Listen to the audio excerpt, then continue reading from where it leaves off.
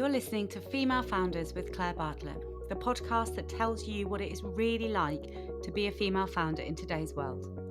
We share invaluable insights through personal journeys and real-life business experiences, highlighting the highs and the lows so you can move forward in your business with ease.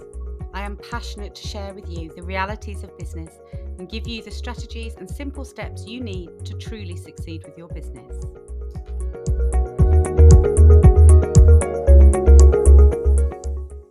Today's episode is brought to you by Xero Accounting Software, a champion of female entrepreneurs and a proud sponsor of the Female Founders podcast. Managing your business finances can feel overwhelming, but Xero simplifies it all and gives you the power to keep your books in order and your mind on growth. Xero have offered an amazing 50% discount off your first 3 months with them to all our listeners. So if you'd like to take advantage of this amazing deal, then follow the link in the show notes today. But for now, let's jump into this week's episode. Hello and welcome to another episode of Female Founders podcast. And I can't quite believe I'm saying this, but the final episode of season 1. This time has gone so quickly for me. I hope you have enjoyed the episodes as well, as much as I have. We have had some outstanding guests in this season, and I want to talk today quickly, have a little recap of every episode, but also talk about the similarities that I saw in every single guest that we've had. So first up, I just want to say thank you. Thank you so much for the support for this podcast. I've said it many, many times, but it really is a dream come true for me to be hosting this podcast for you and sharing all these outstanding stories from these female founders with you. It's blown my mind that we have listeners across the globe already. We have people in the USA, in Canada, all over Europe, and of course in the UK. So I just want to say hello to you all and thank you so much for listening. Season 2 is already in production and will be with you really soon. So stay with me till the end of this episode and I will tell you the date that we are launching season 2. But let's dive into this season and what we have uncovered so far and what it's like being a woman in business in today's world. Now, as I said, we've had some really outstanding guests already. And one of the things that I have witnessed from many, many of the guests is actually the reasons that we all went into business in the first place. And many of them were very similar to mine, which of course is, there's a pivotal time, a moment in your life that puts you on that path. And for me, it was when I became a mum and you start that family. And for so many others that we've had, it's been along the same lines, it's that we needed to support our children and our family, that we were finding ourselves, in financial difficulty or in some distress in our lives. And we realized that we just wanted to take back control of our lives and our time. And the best way to do that is to be an entrepreneur and work for yourself. And that gives you the ultimate control on how you spend your time. That was the main reason for me in the beginning, was that I suddenly had this little bundle of joy and I did not want to go and give all of my time and my, exhausted, very lack of sleep energy to an employer. I just didn't want to do that. And I didn't want to be left at the end of the month after paying for the childcare, because I had to do that because I was at work, being left with no money. It just did not compute in my mind as an option. So I went into business, and it is a terribly, terribly daunting thought to set up in business for yourself. And especially at that time in my life when I was so sleep deprived, I had no energy, I was exhausted constantly. It was a very scary thing, but it was ultimately the right decision. And 10 years later, I've never looked back. And I know now I am completely unemployable. I could never answer to anyone else ever again. And neither would I want to. I found that really interesting, actually, hearing everybody's pivotal moments and seeing that there was so much correlation between them all. But another thing is actually the struggles that we've all faced. And again, and this was the point of this podcast, is that we all have really the same pain points. And it doesn't matter what size your business is, because when you're climbing, growing your business, it's like climbing a giant staircase. Okay. So you go up and up and up, and then you hit your pain point again, and you need to go up that next step and get over the lip of that next step. And that normally comes, around the time where you're getting your first or your second employee, and you're on that sort of pain level. And suddenly all that knowledge that was just in your head and everything worked just the way you knew it did, you suddenly had to share all of that knowledge with these new employees, something you'd never had to do before. You probably don't have it, detailed and structured and processes written because you've never needed that. So that often is the very first pain point in business. And then you get over that and then you're good for probably, 3, 4, 5, 6 employees. And then you've got to get to that next step and you have to go. And this is normally around the 7th or 8th employee because suddenly, and we spoke about this in Lucy Cohen's episode, which was episode 9, I believe, that suddenly you have, the first few employees, there's you, and then there's direct contact with those employees. So anytime they have a question, they come directly to you. You are the fountain of all knowledge, and there's a flow of communication there. But as you grow your business and potentially you're on, that 7th, 6th employee, they're the next layer along. So they won't actually normally report directly to you. They will report to their manager, who then reports to you. So suddenly that direct line of communication is severed. And that's where teething problems can happen. Potentially the information that you would have provided them is watered down somewhat, or that manager's emotions or personality or their opinions gets in the way. So things aren't necessarily done exactly how you would have done them. This isn't necessarily a bad thing, okay? It doesn't mean that it's being done wrong. It just means that it's being done slightly different. And this is where we have to be prepared as the business owner to reduce our levels of control in our business. We can't oversee every element of our business if we want to grow it and be a successful, large company. Because when you have, 10, 20, 30, 100, 200 employees, whatever size of business you're looking to grow, you are never going to have the time or the capacity to touch every element of your business. You need to get comfortable with being uncomfortable, with outsourcing some of those tasks, and then not even having direct control over them. And I think this is a big pain point for a lot of people in business. And it is also an element that holds us back a lot of the time because we're scared of relinquishing control. We're scared of giving someone else any control or responsibility within our business because our businesses, they're an extension of ourselves, right? Especially in those early days, especially if you've been just you, a team of one for a really long time, it's your baby. So to suddenly give some of that away to someone else and not have real control over it is really, really scary. And it takes a lot of control of yourself and your own emotions and a lot of self-awareness to be able to push through that. And I think these are the things, Lucy's team is huge now. She started just her and a mate, and she's grown her business and she's gone through these teething points. And also in Natasha's episode, she spoke about how as her business grew, it became, I love the term that she used, a gilded cage. So she grew and grew her business because she thought that was what you were just meant to do, right? And in doing so, she required more and more staff. But ultimately, it wasn't actually what she wanted. And throwing staff at an issue isn't always the answer either. So you have to be aware of the needs of your business and you can't be selfish with those needs. You need to be prepared to hand over control in your business as and when it is required.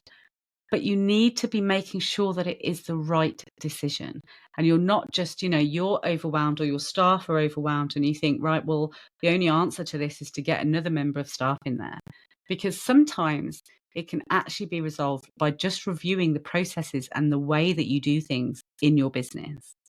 So AI is a huge thing that's out there now, and it can really, really save you so much time within your business. And just analyzing how you do things as a team, or just even if it's just yourself, if you're getting capacity, you're running out of time, and you are thinking that you're going to have to start limiting your client intake, then have a look at the processes that you're doing, how you're doing things and how you're spending your days. Are you being a busy fool? And actually, there's a load of improvements that you can make to claw back some of that time.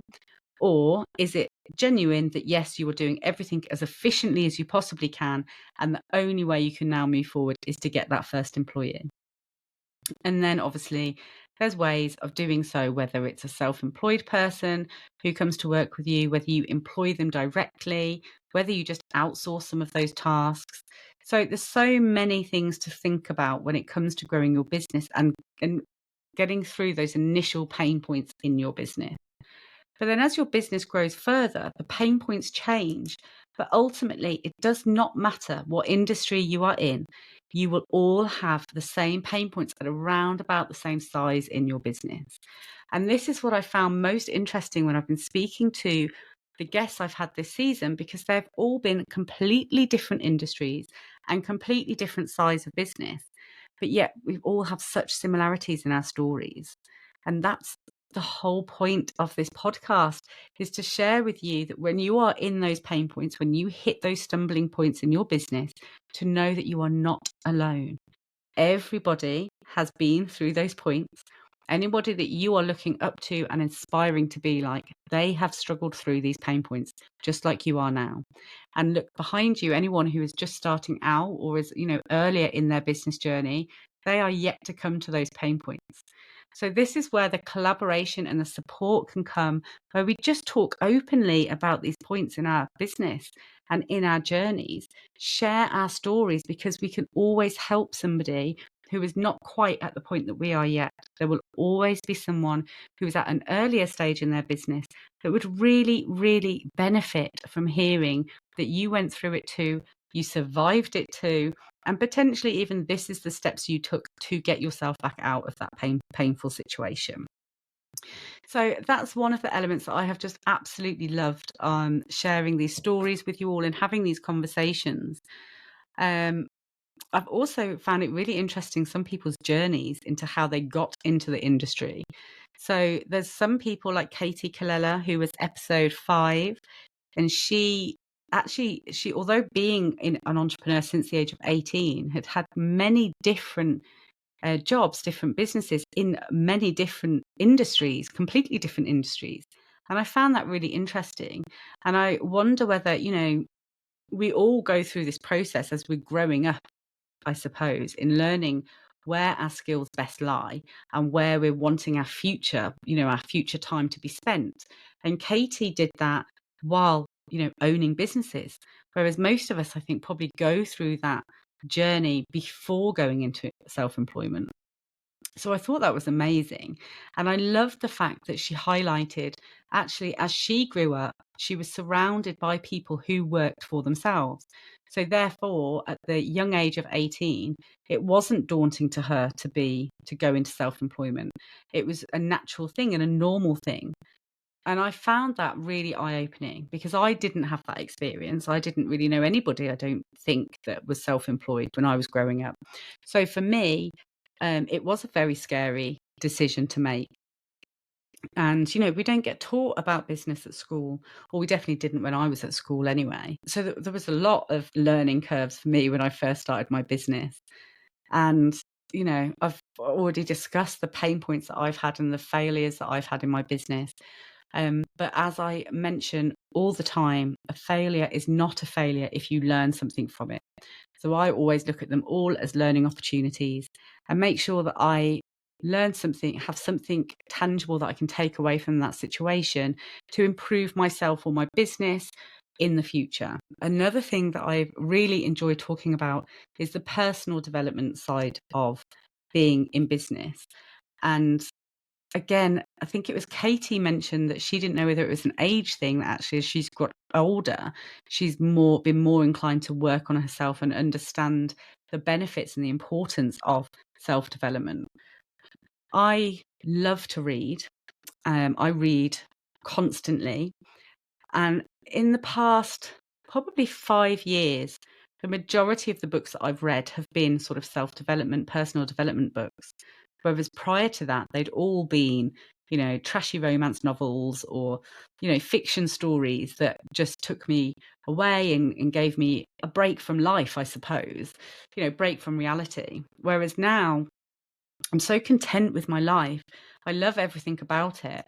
And I'm just wanting to strive to be the absolute best that I can be in every area. And I love reading the books. And in every single book, there's always just one or two little nuggets that I can take away and practice in my day-to-day life. And some of them have been hugely transformational for me. One of the biggest ones, probably one of the first ones, was the 5-second rule by Mel Robbins, I believe. And she taught me, how to use this 5-second rule and how we have this tiny little window of opportunity to change our mindset and change our direction of our life. And I started using it, in a very simple way, just testing it out, about trying to get out of bed earlier in the morning and be more productive in the mornings. So I had never been a morning person. Okay. I'm just never was. I would be the one, even in my 20s, waking up half an hour before I was supposed to be at my desk and running around like a headless chicken in the morning, you know, and it's I look back now and I think it's such a stressful way to start your day. Like literally having to jump out of bed because I've pressed snooze that many times and having to like brush my teeth while I'm brushing my hair. And, just I look back now and I just can't believe that I started every single day of my life back then in that way. So I started waking up at 6. I became a 6 a.m. club person. 5 a.m. seemed a bit much for me. My daughter has always been an early bird too, so she's always about 6 or 6:30. But by giving myself the opportunity to potentially wake up just before her and just have that 15, 20-minute, half an hour time where I'd have a cup of tea and I would just sit in silence and just breathe and just get myself mentally prepared for the day ahead, literally changed my outset on the day. And it just started every day in a much nicer mind frame. I'll put some music on, I've got time to make a nice breakfast and sit and eat it with my daughter. Or sometimes I'll just catch up on a TV show from the night before, Love Island potentially being one of them. So, but it's just just stealing a little bit of time each day just for me.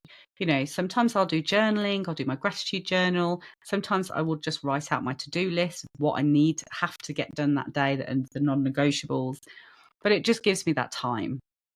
And then when I realized how transformational just using it to get out of bed was, I started using it in my every day-to-day life in business as well. And the biggest thing, this was very early on actually. So this probably was 9 years ago, 8 or 9 years ago, I started just blurting out the word yes to any opportunity that came my way. And this was a huge leap for me because I was very, very comfortable in my comfort zone back then. I didn't like change. I didn't like putting myself out there. I did not like being uncomfortable in situations. And suddenly I was agreeing to do all of these things I would never, ever have done before. And yes, I found them very uncomfortable and they were way out of my comfort zone. And I was constantly pushing my boundaries of what I thought I was capable of. But by doing that, actually, again, it's completely transformed my life. The level of confidence that I have now and the opportunities that I seize and the places and the rooms that I'm in now is just mind-blowing to me. And it all came from reading that one book. So personal development is such a huge part of my life. And I genuinely believe that there will always be room for more. I don't think you can ever stop learning. One thing that I learned recently, though, which was really interesting to me, I went to Stephen Bartlett, the Diary of the CEO. He did a tour recently. He came to Birmingham, where I live, and did a live show. And in it, he was talking about how we focus so much on improving the skills that we already have and are already good at.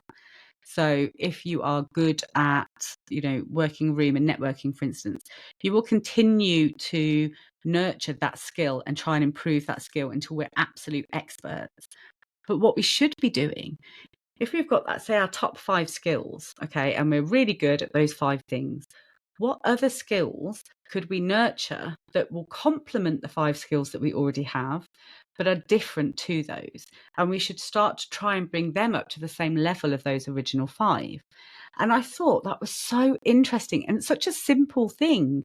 But he was right. I have focused on improving certain skills and repeatedly improving on those skills for a long time.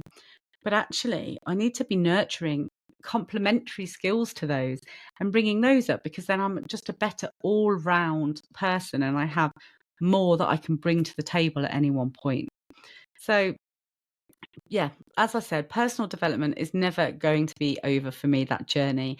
And I've loved hearing all of our guests talk about their personal development journey and also the difference that being in business has made to their lives and their personality, because you do completely change as a person. You just naturally get more confident, because you're putting, every day you're putting yourself out there and you're selling yourself in essence to, to your clients.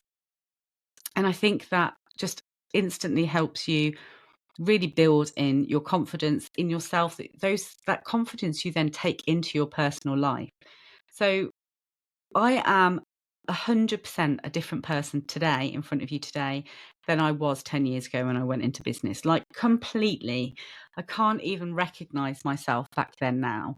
And I think probably if I asked myself 10 years ago where I thought I would be by now, I don't think I would ever be able to have dreamed as big as to where I actually am. And I owe all of that to being in business, the other amazing women that I've met during my journey of being in business, the opportunities that have come to me, but more importantly, the opportunities that I have pushed myself to say yes to. Because we all have these opportunities, but we don't always have the confidence to say yes. And sometimes we don't even necessarily see those opportunities because we've talked to ourselves so negatively in our mind, in our subconscious, that we just turn them off. They don't even appear to us anymore. So, if you are looking to buy a new car, for instance, you're thinking, oh, I really fancy a new, I don't know, a BMW or whatever type of car. Suddenly you will start seeing that car everywhere. Every time you go out, there'll be so many of them on the road, and you'll start to think, God, it's actually a really common car. It's not. They were always there. It's just suddenly your conscious part of your mind has awoken to the fact that it's something you're interested in. So it's bringing it to the forefront of your vision. And it can be exactly the same when it comes to opportunities for you or your business. If you tell yourself in your mind, I will never and could never speak in public, I could never get up on a stage and speak in front of 50 people. If you tell yourself that enough in your mind, then when those opportunities are in front of you, your mind will just close them off. It won't show you, because you've told your mind that you are never going to be interested in one of those opportunities.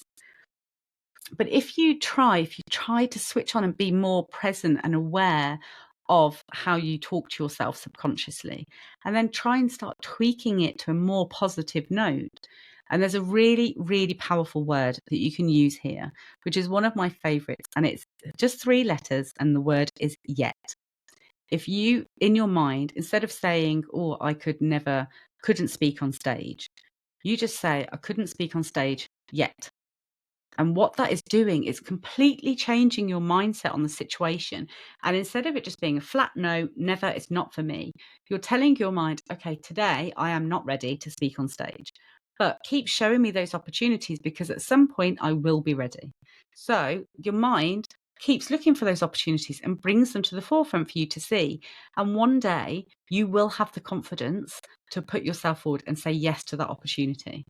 So it's so important to keep our mindset and be open to these opportunities that come around. Yes, you have to be comfortable with being uncomfortable, right?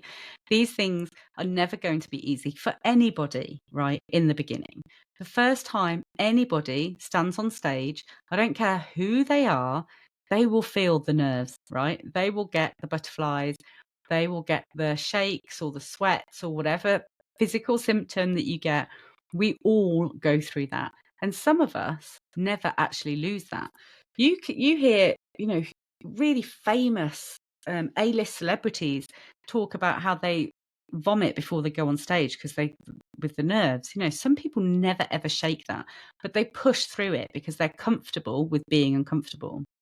Others, like myself, those nerves, they dim themselves. So I'm not standing here today telling you that I just don't feel anything at all when I'm about to go on stage, because that's not true. I still get, the butterflies in my stomach and a little bit of nerves. But I just know now, because I've done it a few times, that actually it will be fine. As soon as I'm up there, I get in my flow, I'm confident in what I'm talking about, I will survive. And I also have become more comfortable with being uncomfortable and being in those situations that push my boundaries, because I've pushed myself through them so many times. So my biggest piece of advice in this area is to just take small steps. Okay.